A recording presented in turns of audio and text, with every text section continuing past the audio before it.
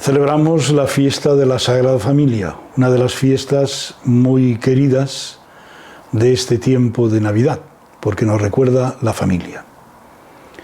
Pero muchas veces podemos tener la impresión de que hay una especie de idealización de la Sagrada Familia. Y no es así, como veremos en el texto de hoy y recordaremos en algún momento. La familia es algo que se nos da, es algo que nos encontramos, no es algo, como se suele decir, que elegimos.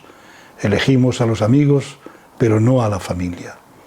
No obstante, todos tenemos que trabajar para potenciar los lazos familiares, sobre todo en estos últimos tiempos en que esos lazos se están debilitando y diluyendo muchas veces. De ahí la importancia que trabajemos por y para la familia. Vamos pues a escuchar con atención los consejos, las directrices que nos da la palabra de Dios. Fiesta de la Sagrada Familia, 29 de diciembre de 2024. Lectura del libro del Eclesiástico. El Señor honra más al padre que a los hijos y afirma el derecho de la madre sobre ellos. Quien honra a su padre expía sus pecados, y quien respeta a su madre es como quien acumula tesoros.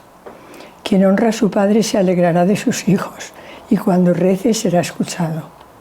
Quien respeta a su padre tendrá larga vida, y quien honra a su madre obedece al Señor. Hijo, cuida de tu padre en su vejez, y durante su vida no le causes tristeza. Aunque pierda el juicio, sé indulgente con él, y no lo desprecies aun estando tú en pleno vigor. Porque la compasión hacia el Padre no será olvidada, y te servirá para reparar tus pecados. Dichosos los que temen al Señor y siguen sus caminos. Dichoso el que teme al Señor y sigue sus caminos. Comerás del fruto de tu trabajo, serás dichoso, te irá bien. Tu mujer como parra fecunda en medio de tu casa, tus hijos como renuevos de olivo alrededor de tu mesa. Esta es la bendición del hombre que teme al Señor. Que el Señor bendiga desde Sión, que veas la prosperidad de Jerusalén todos los días de tu vida. Dichosos los que temen al Señor y siguen sus caminos. Lectura de la carta del apóstol San Pablo a los colosenses. Hermanos, como elegidos de Dios, santos y amados, revestidos de compasión entrañable, bondad, humildad, mansedumbre, paciencia. Sobrellevaos mutuamente y perdonaos cuando alguno tenga quejas contra otro. El Señor os ha perdonado, haced vosotros lo mismo. Y por encima de todo esto, el amor, que es el vínculo de la unidad perfecta. Que la paz de Cristo reine en vuestro corazón. A ella habéis sido convocados en un solo cuerpo. Sed también agradecidos. La palabra de Cristo habite entre vosotros en toda su riqueza. Enseñaos unos a otros con toda sabiduría, exhortaos mutuamente. Cantad a Dios dando gracias de corazón, con salmos, himnos y cánticos inspirados. Y todo lo que de palabra o de obra realicéis, sea todo en nombre de Jesús, dando gracias a Dios Padre por medio de Él. Mujeres, sed sumisas a vuestros maridos como conviene en el Señor. Maridos, amad a vuestras mujeres y no seáis ásperos con ellas. Hijos, obeded a vuestros padres en todo, que eso agrada al Señor. Padres, no exasperéis a vuestros hijos, no sea que pierdan el ánimo. Lectura del Evangelio según San Lucas. Los padres de Jesús solían ir cada año a Jerusalén por la fiesta de Pascua. Cuando cumplió 12 años subieron a la fiesta según la costumbre, y cuando terminó se volvieron. Pero el niño Jesús se quedó en Jerusalén sin que lo supieran sus padres. Estos, creyendo que estaba en la caravana, anduvieron el camino de un día y se pusieron a buscarlo entre los parientes y conocidos. Al no encontrarlo, se volvieron a Jerusalén buscándolo. Y sucedió que a los 3 días lo encontraron en el templo, sentado en medio de los maestros, escuchándoles y haciéndoles preguntas. Todos los que le oían quedaban asombrados de su talento y de las respuestas que daba. Al verlo se quedaron atónitos y le dijo su madre: hijo, ¿por qué nos has tratado así? Tu padre y yo te buscábamos angustiados. Él les contestó: ¿por qué me buscabais? ¿No sabíais que yo debía estar en las cosas de mi padre? Pero ellos no comprendieron lo que les dijo. Él bajó con ellos y fue a Nazaret y estaba sujeto a ellos. Su madre conservaba todo esto en su corazón y Jesús iba creciendo en sabiduría, en estatura, en gracia de Dios y ante los hombres. La primera lectura es del libro del Eclesiástico. El libro del Eclesiástico nos sintetiza en pocas palabras la importancia que en una sociedad como la judía del Antiguo Testamento tenía la figura del padre. El padre y luego también de la madre. El Señor honra más al padre que a los hijos y afirma el derecho de la madre sobre ellos. Se nos invita sintéticamente al respeto, y al respeto al padre y a la madre. Quien honra a su padre expía sus pecados, y quien respeta a su madre es como quien acumula tesoros.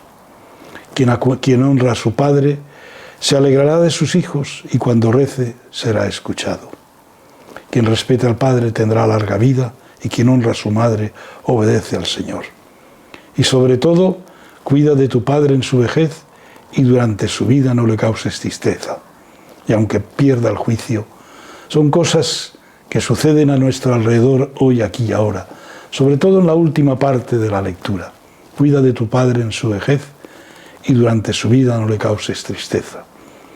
¿Cuántas veces vemos a personas ancianas olvidadas de su familia y de sus hijos, que viven en una profunda soledad? Es importante que esto lo percibamos. La familia no solamente son los hijos que nos dan una gran alegría, son también nuestras personas mayores. Aunque pierda el juicio, ¿cuántas personas mayores en estos momentos pierden el juicio por enfermedades? Y muchas veces esa soledad se acrecienta justamente porque no son capaces a lo mejor de reconocer a sus seres queridos. No lo desprecies, porque la compasión hacia el Padre no será olvidada y te servirá para reparar tus pecados. ¿Qué importancia le da esta sabiduría del Antiguo Testamento a la figura del Padre y de la Madre? No lo olvidemos. San Pablo, en la carta a los Colosenses, nos habla de que tenemos que tener esas actitudes que de alguna manera se nos han apuntado en la lectura del Eclesiástico. Tenemos que vestirnos para ser santos y amados, de compasión, de bondad, de humildad, de mansedumbre, de paciencia. Y sobre todo esto para aceptarnos los unos a los otros y perdonarnos. ¿Cuántas heridas en las familias? ¿Cuántas heridas en las familias que necesitan de eso? Otra vez ha fallado la tecnología, empalmamos. Estaba diciendo que cuántas veces en nuestras familias necesitamos, después de muchas heridas, sobrellevarnos y perdonarnos. Y perdonarnos porque el Señor ha hecho lo mismo con nosotros. Y que sea el amor el vínculo de la unidad perfecta. Que la paz de Cristo llene nuestros corazones, reine en nuestros corazones. Y todo esto será posible porque nos lo creemos desde la palabra de Dios, que es la que tiene que dar sentido a todo esto, ya que habita entre nosotros. Y de ahí que tengan que salir de nuestro corazón himnos, cánticos inspirados. Pues bien, al final, San Pablo en la carta a los Colosenses, una vez más textos que a veces pueden sernos polémicos. Mujeres, sed sumisas a vuestros maridos como conviene. Maridos, amad a vuestras mujeres y no seáis ásperos con ellas. Padres, no exasperéis a vuestros hijos. La sumisión es recíproca, es igualitaria. San Pablo lo sabía, pero era hijo de su teología y era hijo de su tiempo. Y finalmente, en el Evangelio. En el Evangelio vemos a San Lucas que nos cuenta probablemente el momento en el cual Jesús viene desde Nazaret a Jerusalén para realizar la Bar Mitzvah. La Bar Mitzvah es un rito del judaísmo, bar mitzvah, hijo del juramento, son dos palabras arameas, en la cual el niño a partir de los 12-13 años ya es responsable de sus actos ante Dios y ante la sinagoga. Podríamos decir que es el equivalente de nuestra confirmación. Y está hablando con los doctores de la ley. Probablemente era un discernimiento, una catequesis, que quedaban admirados. Pero lo más importante es el incidente que nos muestra que la familia de Nazaret era ideal hasta cierto punto. Porque los padres se marchan de Jerusalén y camino de Nazaret de vuelta se dan cuenta de que el niño no estaba entre ellos, que el niño se había perdido.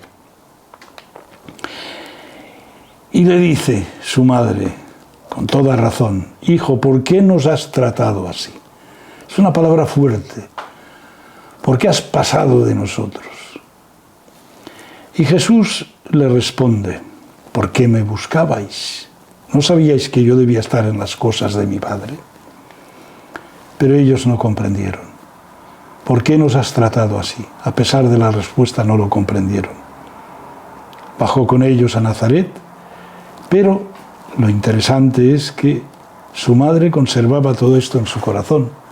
Su madre bien sabía cómo había venido al mundo, quién era Jesús, pero a pesar de todo, su comportamiento le resultaba desconcertante.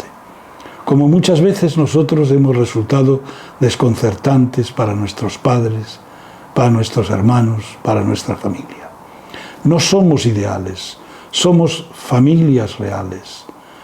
Familias reales que nos tenemos que aceptar los unos a los otros tal y como somos, no tal y como quisiéramos que fueran los demás.